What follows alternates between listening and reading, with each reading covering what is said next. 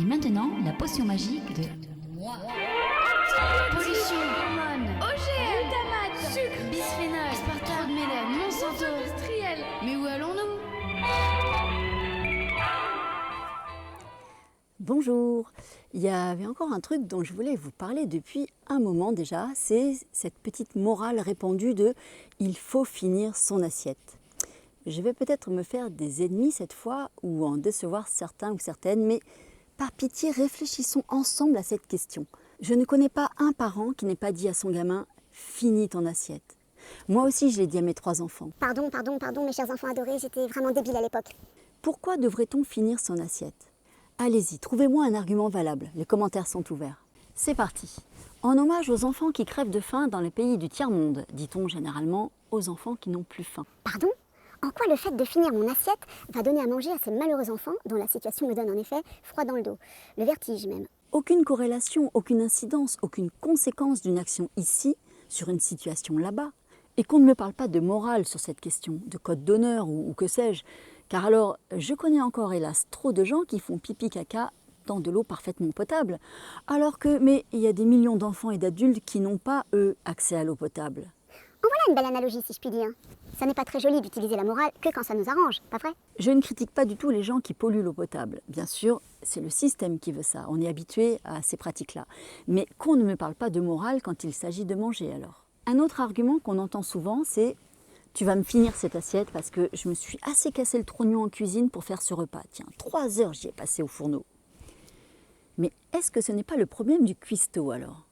Pourquoi faudrait-il que son gosse méprise son propre sentiment de satiété, le force et se gave, juste parce que quelqu'un a passé du temps en cuisine ? Super, merci pour le temps passé au fourneau, c'était d'ailleurs très bon. Mais si nourrissant pour moi qu'un quart de l'assiette me suffit en fait. Or, tu m'as rempli l'assiette. Ou alors, je me suis peut-être rempli l'assiette moi-même, car justement, c'était très appétissant ce que tu as fait en cuisine pendant tout ce temps. Mais zut, j'ai eu les yeux plus gros que le ventre, et mon cerveau a dénombré une quantité et une qualité de nutriments suffisants avec seulement un quart de mon assiette. Et je me dois de l'écouter, non ? C'est lui qui sait ce qui est bon pour moi, et il a envoyé l'hormone de satiété pour me prévenir. Dois-je absolument aller contre ma santé juste pour te faire plaisir, toi le ou la cuistot qui a cuisiné avec amour pour ta famille ou tes amis ? La réponse semble évidente, il me semble. On entend aussi « mange pour faire plaisir à papa » ou « mange pour faire plaisir à tata ». Mange pour faire plaisir à celui qui a cuisiné, évidemment. Cela sous-entend donc que pour faire plaisir à cette personne, il faut mettre sa santé en danger. Je ne mâche pas mes mots. Pourtant, il faut mâcher, hein, ne l'oubliez pas. Il s'agit bien là de santé.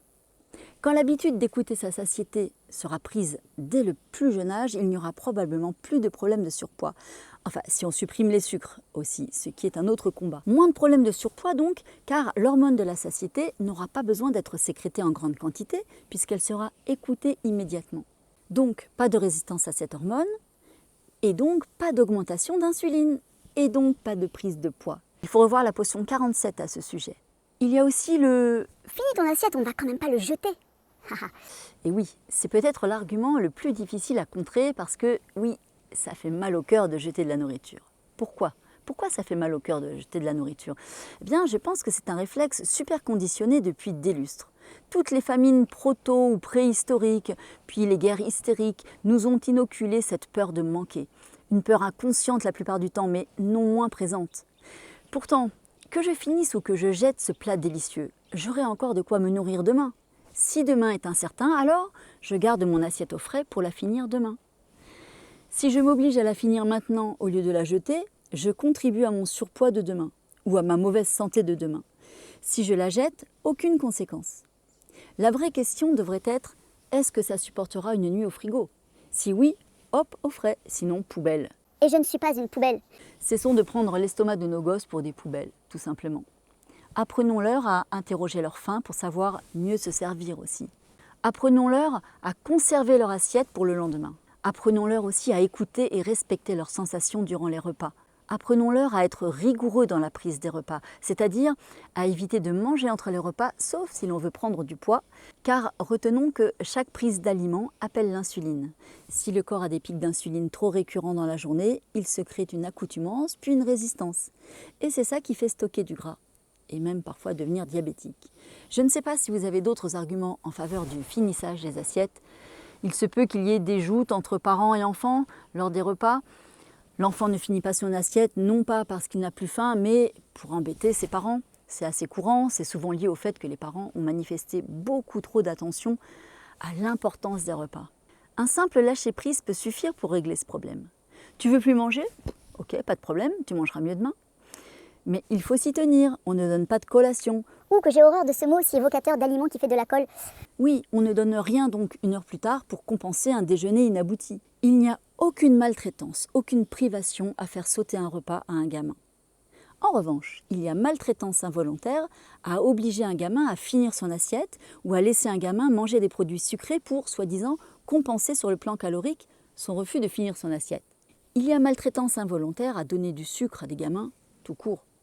C'est l'aberration des temps modernes. Qu'on me nomme Premier ministre, tiens, puisqu'on n'en a plus en ce moment, et j'installe immédiatement la prohibition de la fabrication du sucre. Beaucoup de parents flippent avec la bouffe de leurs enfants. Quand on est extérieur à ces microsystèmes familiaux, on voit de suite les enjeux, on chope les petits regards fripons, pour ne pas dire sournois, des chérubins, ravis d'avoir pris un certain pouvoir.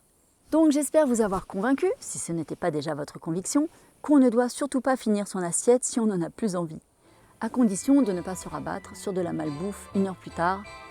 Ça va de soi. Si on mâchait suffisamment chaque bouchée, on verrait que beaucoup d'assiettes deviennent difficiles à finir tout à coup. Je dis ça, je dis rien. À tout bientôt.